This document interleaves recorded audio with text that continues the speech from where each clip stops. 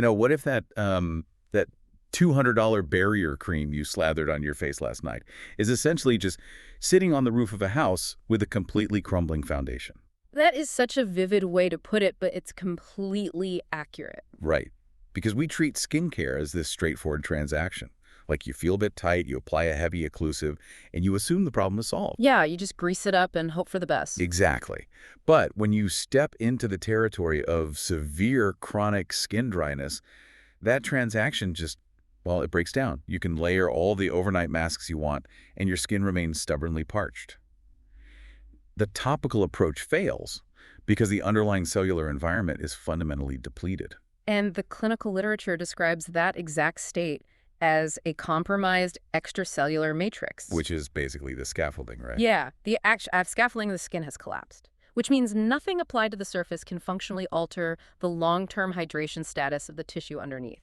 It's just sitting on top. So today, we are going under the roof. Welcome to the deep dive. Our mission today is highly specific, but if you are dealing with this modern aesthetic dilemma of chronic dryness, understanding this mechanism changes everything. It really does. It's a total paradigm shift. We are uncovering the absolute optimal sequencing timeline when stacking polynucleotides, which we'll just refer to as PN, with uncrosslinked hyaluronic acid skin boosters. And the synergy between those two specific injectables is profound. But, the entire efficacy hinges on getting the timing of the application right. Timing is everything.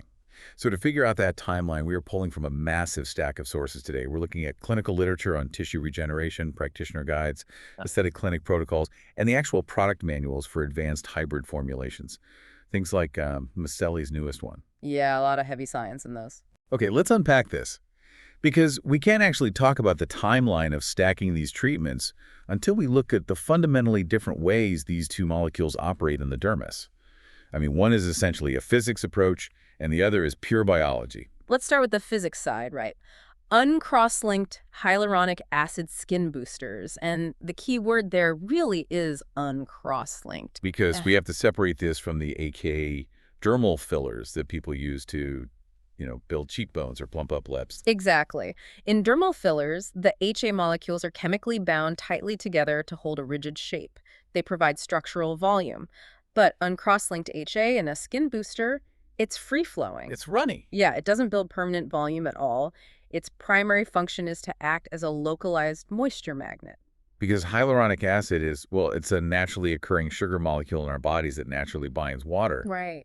The sources note it can hold up to 1,000 times its own weight in water, which is just a staggering physical property when you think about it. It's incredible. So when a practitioner injects this free-flowing HA into the dermis, they are utilizing physical chemistry to mechanically distend the tissue with moisture. They're literally pumping it up with water. Yeah, it creates an immediate hydration depot. It gives you that instant plumping effect just by flooding the reservoir. Okay, so that's the mechanical intervention. You're introducing a highly hydrophilic or water-loving substance. Yeah. But then we introduce the biological intervention, which is the polynucleotides.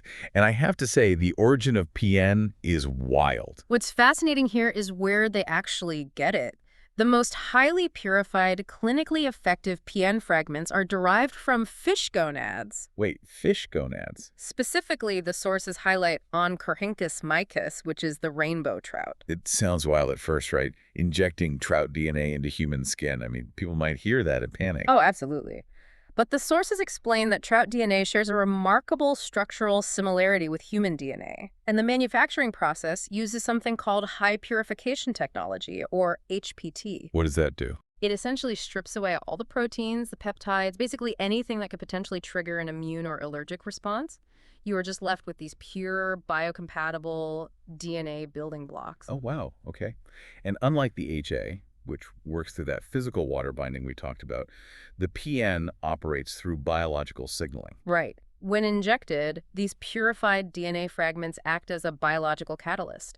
They drift through the tissue until they bind to specific receptors on your fibroblasts, specifically the adenosine A2A receptors. And just to remind everyone, fibroblasts are the cellular factories in our skin that manufacture collagen and elastin. Exactly. So once the PN binds to that A2A receptor, it triggers a comprehensive cellular regenerative program inside the fibroblast. It forces the cell out of its dormant state. It wakes it up. It totally wakes it up and instructs it to start synthesizing new type 1 and type 3 collagen, as well as new elastin fibers. And beyond that, the PN also stimulates the release of VEGF, which is vascular endothelial growth factor. Meaning angiogenesis. It's not just building collagen, it's actually prompting the body to form brand new microscopic blood vessels in the tissue. Yes. It fundamentally improves the microcirculation, so you get more oxygen and nutrients delivered to the area, which simultaneously reduces oxidative stress and downregulates inflammation. The PN is actively repairing the tissue architecture from the ground up. Okay, so I was thinking about an analogy for this. If your chronically dry skin is like a wilting plant, the HA skin booster is like dumping a bucket of water right into the soil for instant relief. Right. The plant perks up immediately from the physics of the water.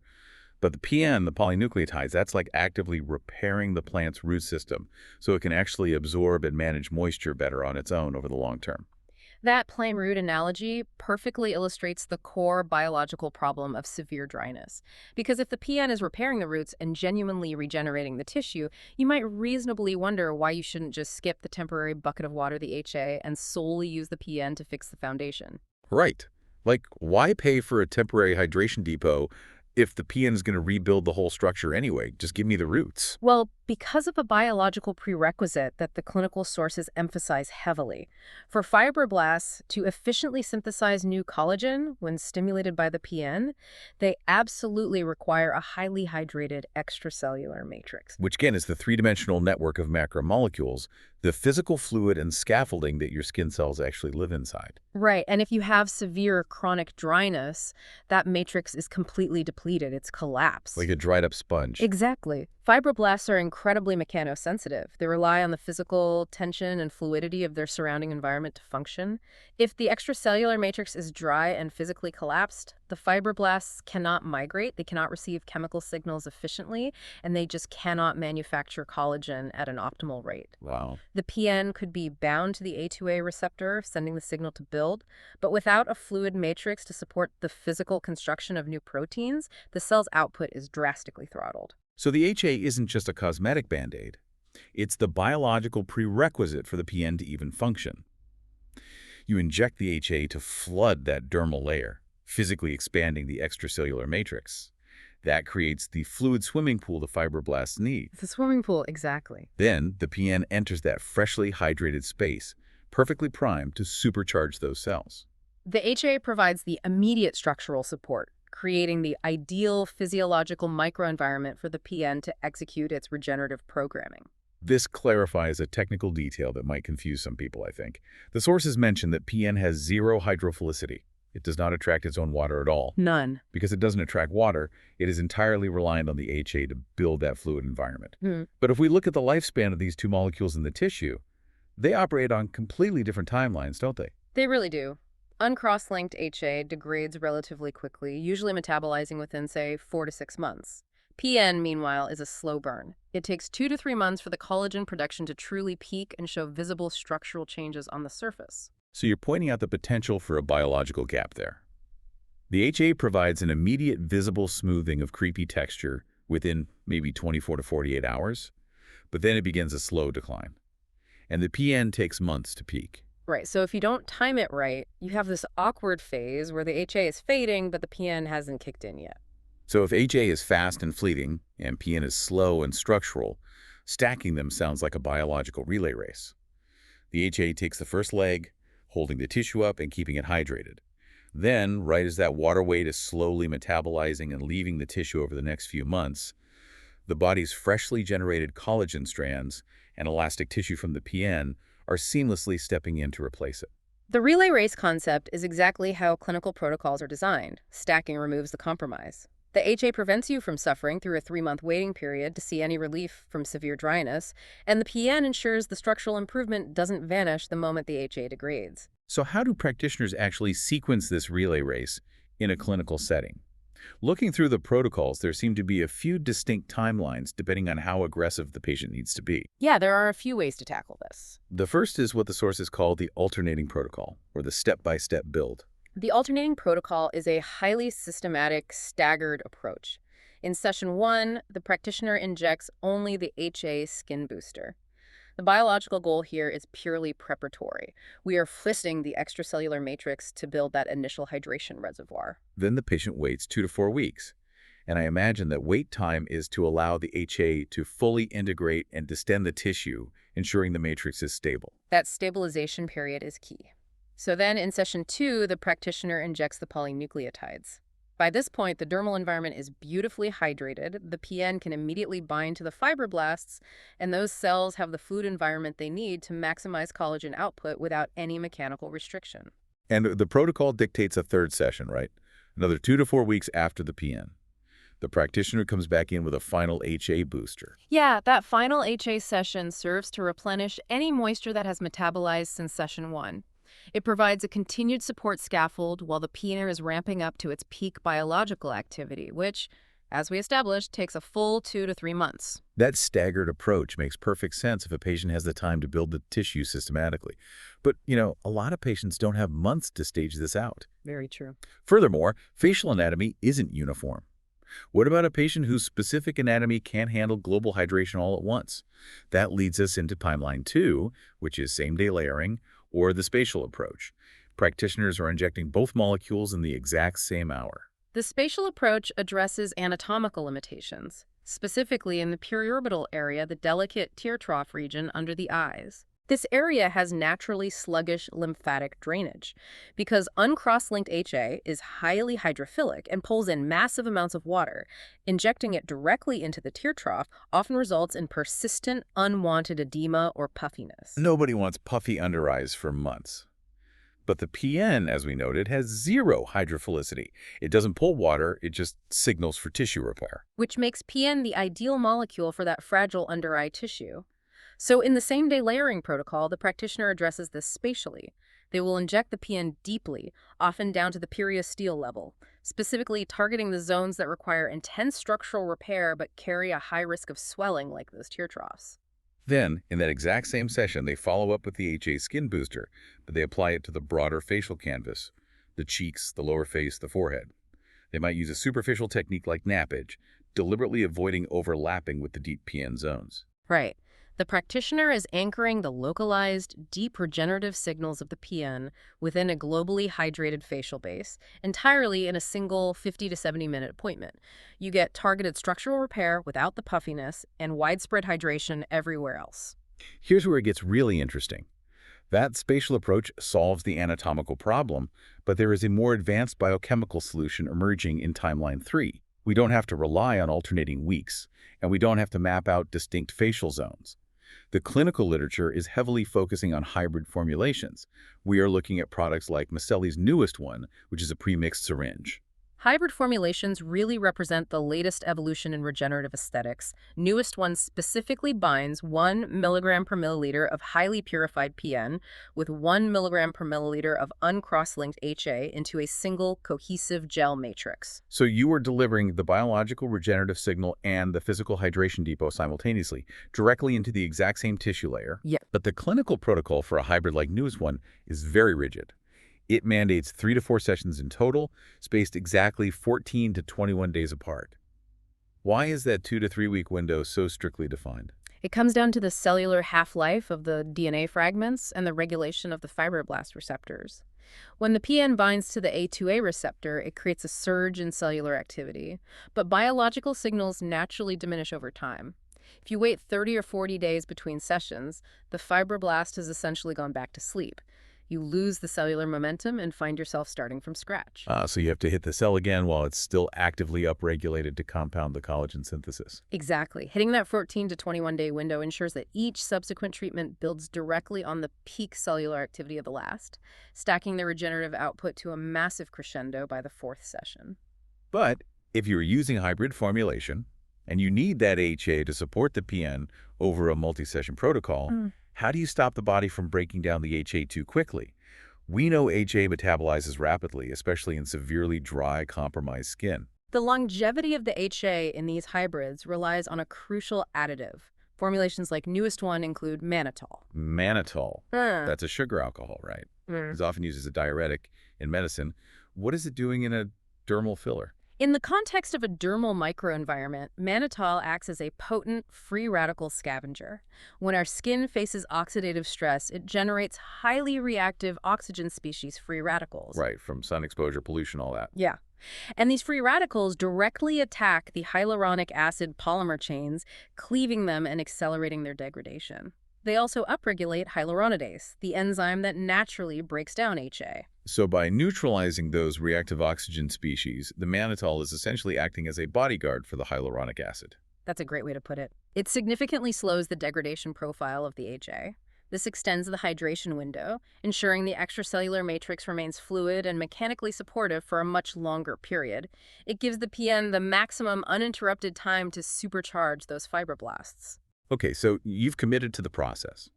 You've completed your stacked sequence, whether it was the alternating build, the same-day spatial zoning, or that rigid 14 to 21-day hybrid protocol. Your extracellular matrix is flooded, and your fibroblasts are churning out fresh collagen. But the clinical sources issue a massive warning here. The timeline absolutely does not end when you leave the clinic after that last injection. No, viewing the final injection as the finish line is a critical error. Biologically, that last session is actually the starting gun for the most intense phase of tissue remodeling. The success of the investment relies entirely on your lifestyle factors in the months that follow. The sources highlight water intake right off the bat. Since the entire premise of the PN's success relies on the HA holding water in the extracellular matrix, your systemic hydration is a massive variable. Yeah. Drinking 2 liters of water daily isn't just general wellness advice, It is a non-negotiable mechanistic requirement. Right. If you are systematically dehydrated, the HA has no water to bind to, the matrix collapses, and the PN signal is entirely wasted. You are responsible for fueling that internal hydration depot. But beyond water, the clinical literature points heavily toward the necessity of deep restorative sleep. I imagine sleep is a massive variable here because of how the body regulates systemic repair. Like, we only release peak concentrations of human growth hormone HGH during the deepest phases of our sleep cycle. And HGH is the primary driver for tissue regeneration. Spot on. If a patient is skimping on sleep, getting 4 or 5 hours a night in the weeks following their protocol, they are actively suppressing the exact regenerative biochemical pathways the PN is trying to stimulate. You are essentially fighting the treatment from the inside out. Wow. And the sources also mandate strict SPF 30+ usage. I mean, everyone knows sunscreen prevents aging, but the sources specifically single it out for this post-treatment timeline. The mechanism behind UV damage makes sun protection critical during this specific window. When the PN coaxes your fibroblasts to lay down fresh collagen, those new protein structures are initially very fragile. They haven't fully cross-linked and stabilized yet. And when UV radiation hits the skin, it upregulates matrix metalloproteinases, or MMPs. And MMPs are the enzymes that break down collagen. Yes, they literally cleave the fragile, newly formed collagen triple helices. Exposing that nascent tissue to unprotected UV rays before it matures is like spending months building a stunning, intricate wooden house and then immediately throwing a match on it. That is a tragic visual. Yeah. So water, deep sleep, and strict UV protection are the non-negotiable biological requirements to protect the investment. But looking at the long-term timeline, this isn't a permanent cure. Do you have to repeat this intensive 3 to 4 session protocol every single year? If we connect this to the bigger picture, we have to acknowledge that aging and environmental degradation are chronic, ongoing conditions. Polynucleotides are a profound reset, but the clinical consensus dictates a specific maintenance timeline to sustain that reset. Typically, a single maintenance session is required at the 6 to 9 month mark. So just a single booster shot, rather than starting the entire series all over again. Exactly. At 6 to 9 months, the massive wave of initial collagen production stimulated by the original protocol begins to naturally taper off. That single maintenance session acts as a biological reminder. It binds to the A2A receptors, wakes the fibroblasts back up, and extends the structural results for another 6 to 12 months. The most fascinating takeaway from the sources is that if you strictly adhere to that 6 to 9 month maintenance timeline, the baseline quality of your tissue actually improves year over year. You're structurally aging in reverse because you are consistently outpacing the degradation. That is the hallmark distinction of true regenerative medicine. You aren't just camouflaging the decline with temporary volume. You are fundamentally raising the baseline of the tissue's structural health. This completely shifts how we need to view severe chronic dryness. To summarize for everyone listening, if your barrier creams are failing because your cellular foundation has crumbled, you should not be forcing yourself to choose between the immediate physical hydration of hyaluronic acid and the long-term biological regeneration of polynucleotides. They are the ultimate synergistic pair. Because the hydration is the biological prerequisite for the regeneration. By utilizing an alternating timeline, a spatial same-day layering technique, or a highly specific 14 to 21-day hybrid protocol like newest one, you provide your skin with the physical water it needs to execute its own biological rebuild. So what does this all mean? It means the aesthetic industry is finally moving away from nearly filling empty space in the skin and moving toward actively reprogramming the tissue to behave youthfully. But the mechanism we discussed today points to an incredible application on the horizon. The clinical sources emphasize that PN has a unique ability to stimulate VEGF, triggering the creation of brand new blood vessels. Which massively increases localized blood flow. Right. So if stacking these purified DNA fragments with targeted hydration can teach chronically dry facial skin to remodel its own architecture and rebuild its microcirculation, well, what happens when we apply this exact same regenerative stacking timeline to a dry, thinning scalp? Could the future of non-surgical hair restoration be sitting inside the exact same hybrid syringe we just discussed for the face? Wow. If the mechanism fixes the root system of the skin, it stands to reason it could literally fix the roots of the hair by restoring the blood flow to the follicle. We will definitely have to save the scalp protocol for another deep dive. Thank you to everyone listening. Keep questioning the science behind your skincare, keep exploring, and we'll see you next time.